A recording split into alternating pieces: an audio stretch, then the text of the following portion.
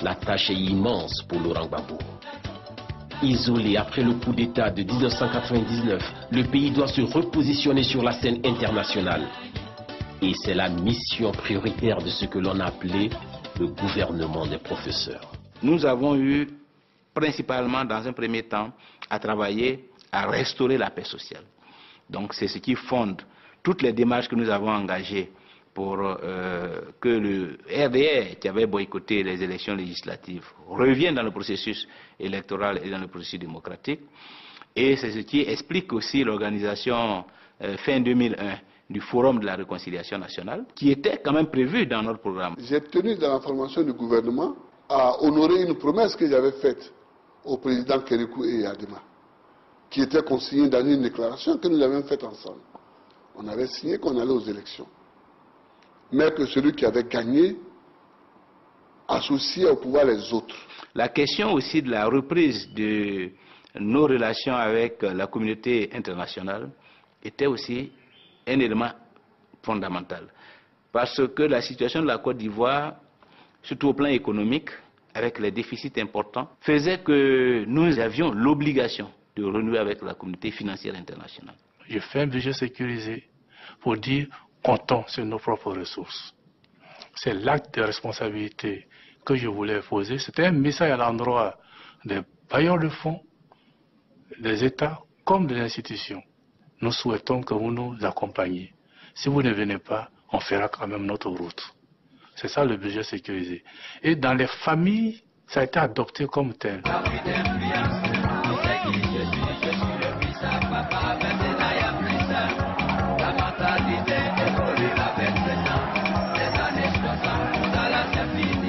Laurent Gbagbo a eu depuis le début un souci, c'est de faire de la Côte d'Ivoire un pays indépendant.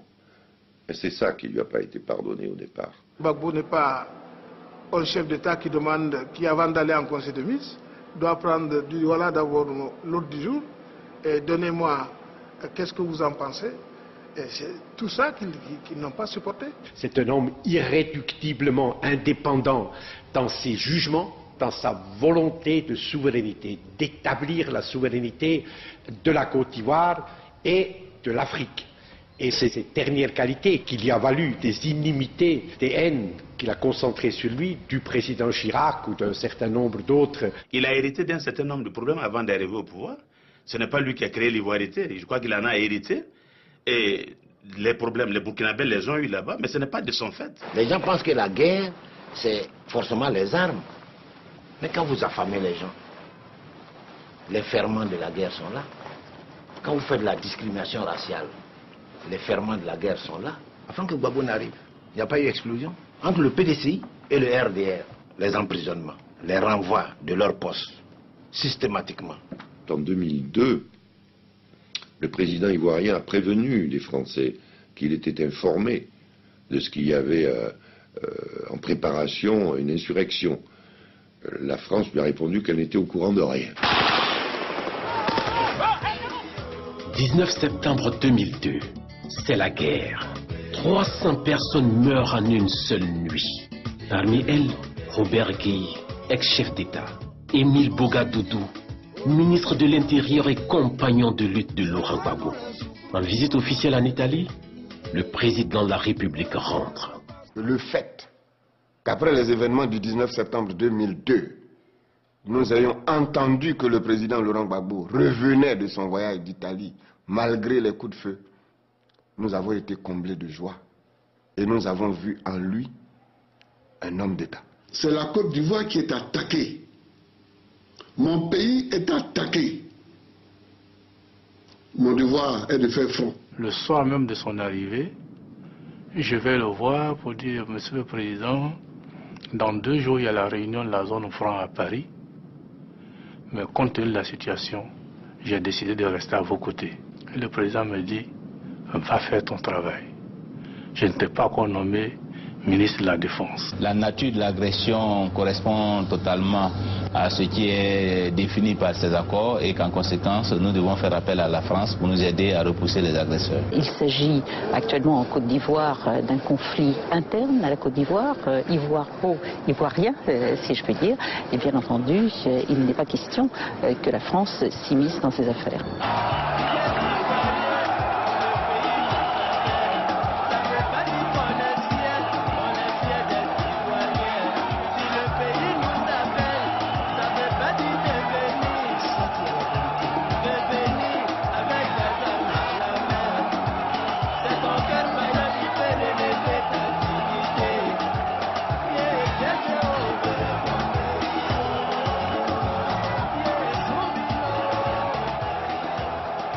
Avant la table ronde de Marcoussis, j'avais rendez-vous avec lui ce jour-là à 18h. Et puis aux environs de 17h, la nouvelle est tombée que la ville de Mans, à l'ouest de la Côte d'Ivoire, venait de tomber aux mains des rebelles.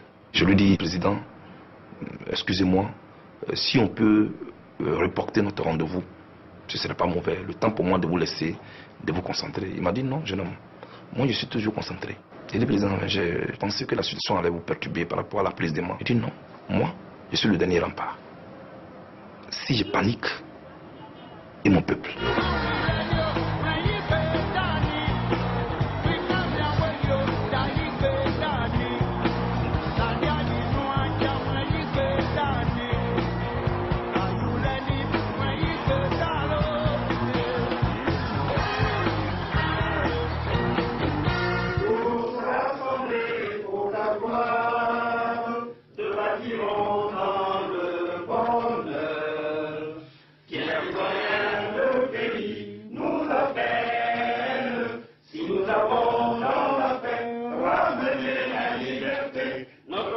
Finalement, ce sont les présidents de partis qui sont réunis, les autorités de l'État en tant que telles ne sont pas là, et donc après, on va faire endosser un accord entre partis par un chef d'État qui est invité après la table ronde de Marcoussis, et on entérine tout ça en présence du secrétaire général des Nations Unies, du président de l'Union européenne.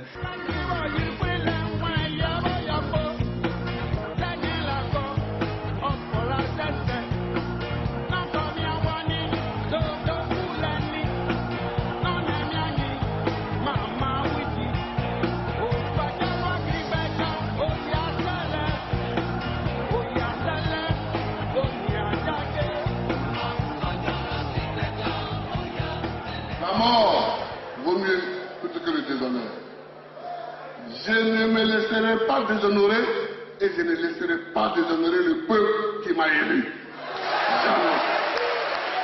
À Marcoussis, on a tout dit, sauf faire ce qui pouvait nous amener à arrêter immédiatement. Quand vous reconnaissez que quelqu'un est chef d'État et qu'il doit rester à son poste, ça devient difficile de le contourner. Mais est-ce que tout ce qui s'est passé dans l'intervalle n'était pas fait en sorte qu'on contourne celui qu'on considère comme chef d'État? J'étais révolté de voir que le monde entier se réunit pour dépouiller un homme qui a gagné de haute lutte un pouvoir qu'il exerce. Laurent Gbagbo a gagné les élections en Côte d'Ivoire en 2000. Des élections qu'il n'a pas organisées. Des élections organisées par un militaire qui a fait un coup d'État. Il a un subconscient européen, qui fait que quand quelqu'un fait irruption sur la scène de l'histoire, comme Laurent Gbagbo, qui dit non, fini le privilège, et qui met en œuvre la vraie souveraineté africaine qui a été volée, détournée, pervertie depuis 1962, surtout sous une fouette qui était au service total de l'empire néocolonial, eh bien ça heurte le subconscient néocolonial.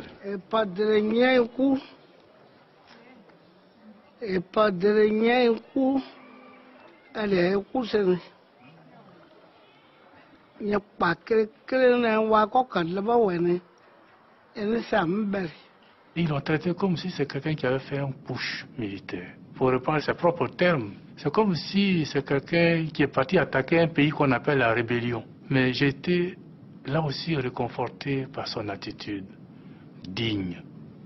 Et il a terminé son intervention ce jour-là en disant, pour rappeler aux Français, il a dit, je suis fier d'être le fils du sergent Koudou. Koudou qui a combattu pour la France. Celui qui pense qu'on peut sortir de la crise en travaillant à l'affaissement de l'État est contre la Côte d'Ivoire. Et c'est ce que j'ai reproché à la stratégie de Jacques Chirac. Il a essayé de vider la fonction présidentielle. Malgré notre constitution, nous avons une constitution présidentielle. Il a essayé de transférer le pouvoir du président de la République à quelqu'un qui est tout simplement nommé par lui, à un premier ministre non élu. C'est une incongruité juridique. Tout lui a été imposé. Le cadre, les acteurs et le programme à mettre en œuvre. Mais il les a acceptés. Il n'a pas voulu la confrontation directe, mais au fur et à mesure, progressivement, avec les premiers ministres successifs, que ce soit Seydou Diarra ou Konan Banny, il a montré dans l'application les limites justement de ces accords de Marcoussis. Quiconque, au nom de l'intérêt idéologique ou des intérêts économiques, veut nous asservir, nous trouvera debout. Il se reprend chaque fois. Parce que là où vous croyez qu'il se trouve, il n'est plus là-bas, il a dépassé ça. Ce que je reproche au PDCI, je vais plus loin, c'est qu'en Marcoussis, ils ont défendu la légalité. Ils auraient dû continuer à faire de la résistance parce que c'est dans la logique du PDCI. On ne peut pas soutenir les dérapages de l'armée française et s'allier à la rébellion. Ça n'a pas de sens. En l'absence du chef, il a été attaqué. En l'absence du chef, il a été attaqué. Face au canon, le peuple est resté soudé. Aujourd'hui, je sais que mon peuple a un garçon. Aujourd'hui.